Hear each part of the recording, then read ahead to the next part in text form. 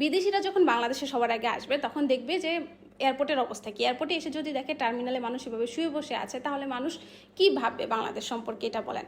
এখন হচ্ছে এটা কেন হয়, এটা নিয়ে আমি 4টা কারণ বলি, এই রূপগুলো আমরা কেন দেখি। নাম্বার 1 হচ্ছে অনেক মানুষ গ্রাম থেকে আসে আত্মীয়কে বিদায় দিতে, রাতভর অপেক্ষা করে নেওয়ার জন্য, জায়গা পায় না বসার, ঠিক এই কারণে করে।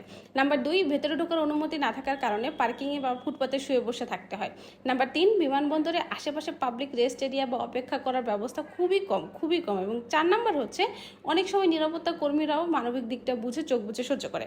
এখন কথা হচ্ছে এটা যে শুয়ে বসে আসে তার দোষ না, এটা কিন্তু তার দোষ না, এটা হচ্ছে সিস্টেমের ব্যর্থতা। যদি এয়ারপোর্টের অবস্থা এরকম হয়, যদি মানুষের জন্য একটা সুন্দর বিশ্রামাগার, বসার জায়গা বা পরিষ্কার টয়লেট, খাবার পানির ব্যবস্থা ঠিকভাবে না থাকে, তাহলে মানুষ এরকম বসে শুয়ে থাকতে বাধ্য। কি করবে, এরা যাবে কোথায়?